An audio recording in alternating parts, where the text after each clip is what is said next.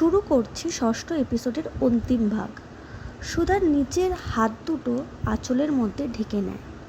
সে ভাবে সে যে শাখা পলা পরেনি তা দেখে তার জেঠিমা আবার রেগে না যায়, কিন্তু সে এই মিথ্যে সম্পর্কের বোঝা আর বইতে পারবে না।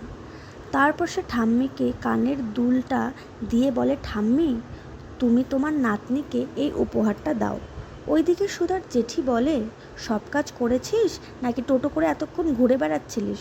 সুধা বলে সে সব কাজ করেছে। সুধার বোন বলে, কি সুন্দর গন্ধ বেরিয়েছে জেঠি, আমায় তাড়াতাড়ি খেতে দাও।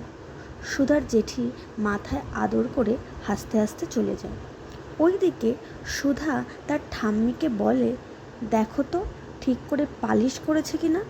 অমনি সুধার পিসি এসে বলে, কই দেখি দেখি। সোনার দুলের ওজন মেপে বলে, তুমি এত পাতলা কানের দুল দেবে আমার মেয়েকে? শ্বশুর বাড়িতে তো আমার মান সম্মান থাকবে না। আর এটা তো তোমার সেই পুরনো দুল জোড়া।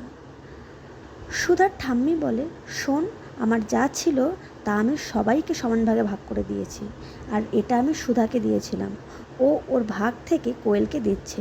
সুধার পিসি বলে, হ্যাঁ দিয়েছো, এমন করে বলছো যেন 7 নলা হাড় দিয়েছো। সুধা বলে, এটা তো ঠাম্মির আশীর্বাদ, এটা এখন নাও, পরে আমি কোয়েলকে বানিয়ে দেব। সুধার পিসি বলে, তুই চুপ কর তো, তোর কাছ থেকে এইসব কথা আমি শুনতে চাই না। তা মা, সুধার বিয়েতে যে বাউটি জোড়া দিয়েছিলে ওটার কি হলো? সুধার তো বিয়ে ভেঙে গেছে, তা ওগুলো তো আর সুধার কাজে লাগবে না। পুরনোই যখন দেবে তখন ওগুলোকে পালিশ করেই তো দিতে পারতে। এই কথাটা শুনে সুধার বোন ঝিনুক এবং কোয়েল দুজনেরই খারাপ লাগলো। সুধার ঠাম্মি কষ্ট পেয়ে বলে যে তারা এখনই ভেবে নিচ্ছে কি করে যে সুধার জীবন শেষ হয়ে গেছে, তার ভাগ্যে হয়তো ভগবান ভালো কিছু লিখছেন। এই কথা শুনে কোয়েল আর সুধার নিজের বোন মানে ঝিনুক খুব খুশি হয়। ওইদিকে সমুদ্র তেজের লেকপুল করতে থাকে।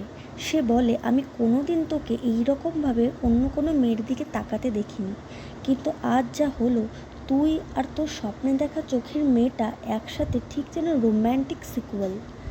ওইদিকে তেজ মনেই করতে পারছে না যে সে ওই চোখ দুটো কোথায় দেখেছে। সমুদ্র বলে, দেখে মনে হচ্ছিল যেন গজানন্দদের মিলিয়ে দিয়েছে। তুই মেয়েটার নাম জানিস? তেজ এবার কটমট করে সমুদ্রের দিকে তাকায়। সমুদ্র তেজের কিলার লুক দেখে চুপ হয়ে যায়। তেজ গাড়ি চালাতে চালাতে সামনের দিকে দেখে তাদেরই ফ্যাক্টরির গাড়ি যাচ্ছে। তেজ বুঝে যায় কেউ তাদের ফ্যাক্টরির মালপত্র সরাচ্ছে। তেজ এবার জোরে গাড়ি চালায় এবং সমুদ্র ভয়ে গজাননকে স্মরণ করতে থাকে।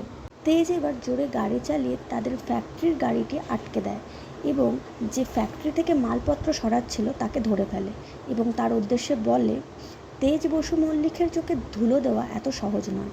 ওইদিকে তেজের ঠাম্মি সময় দেখে বলে, এ কি, এত দেরি হচ্ছে কেন? পুজোর সময় তো চলে আসছে। তেজের বোন বলে, তবে কি তেজের জন্য এই প্রথমবার বাড়ির নিয়ম পাল্টাবে? তেজের ঠাম্মি কটমট করে জ্যোৎস্নার দিকে তাকায়। ওইদিকে সুধা তার ঠাম্মিকে থামিয়ে বলে, ছাড়ো না ঠাম্মি এইসব কথা, আমি দই মিষ্টিটা নিয়ে আসি। এমন সময় 3 জন মহিলা মিলে সুধার বাড়িতে এসে সুধার বিয়ে ভাঙা নিয়ে যা তা অপমান করে। সুধার বোন ঝিনুক তার দিদিকে সাপোর্ট করে কথা বললে সুধার জেঠি ঝিনুককে থাপ্পড় মেরে দেয় আর কাঁদতে থাকে। এইভাবে এই এপিসোডটি শেষ হয়ে যায়। সত্যি পাড়ার লোকদের অস্কার দেওয়া উচিত। নিজের বাড়ি নিয়ে এদের কোনো চিন্তা নেই, কোনো মাথা ব্যথা নেই। অন্য লোকে তার বাড়িতে কি করছে না করছে এইসব নিয়ে তাদের চিন্তা। এই গল্পটি পুরো বাস্তব জীবনের একটি প্রতিচ্ছবি। যাই হোক, পরবর্তী এপিসোড আসলে আবার আপনাদের সামনে তুলে ধরবো। ততক্ষণ আমার চ্যানেলটিকে অবশ্যই সাপোর্ট করবেন। ধন্যবাদ।